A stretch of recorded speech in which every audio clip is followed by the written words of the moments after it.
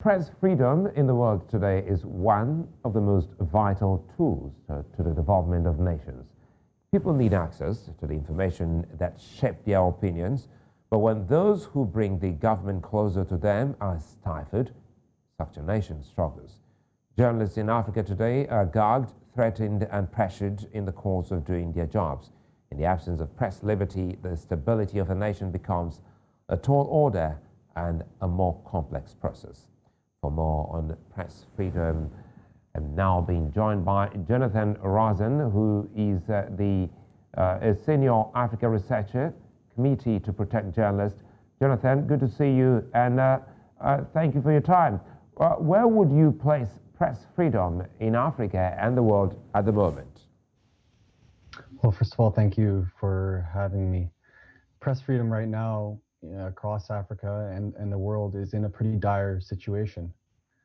Today, we are marking the International Day to End Impunity for Crimes Against Journalists. And this is an important day, an important marker for the world to pay attention to, a global trend of journalists being murdered for their work.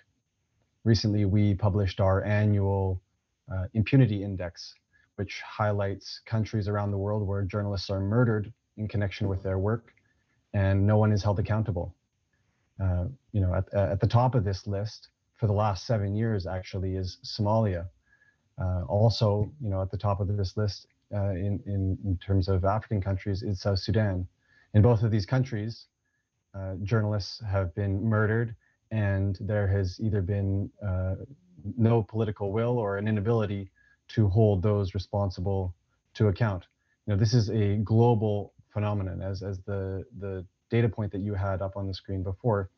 81% of these cases over the last 10 years have had total impunity. That means no one has been held accountable at all. So this is a pretty dire situation for the press around the world. And as you said in your own opening point, it's ultimately the public that suffers as a result of these killings, because when journalists have this fear instilled in them as a result of these killings and other attacks, there's an inability for the public to have access to the information that they need to make decisions in their daily life.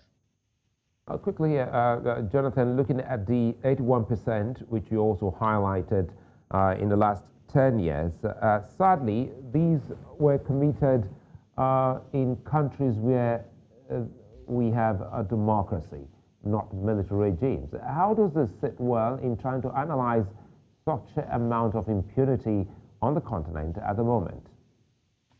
It's a really important point that this index, tracks impunity for the murders of journalists, not only in countries where there isn't democracy, but also in democracies.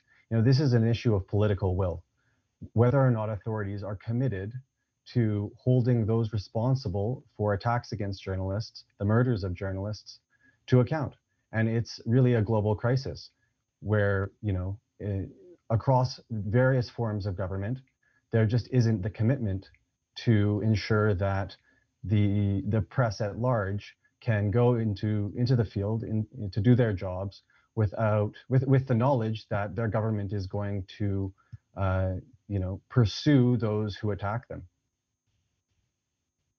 So, Jonathan, do you think African journalists are doing enough to put pressure on governments or those that have been so recognized to have committed such, breaches against journalists? Across the continent and around the world, actually, solidarity among the press, among press freedom organizations, around civil society at large is really impressive.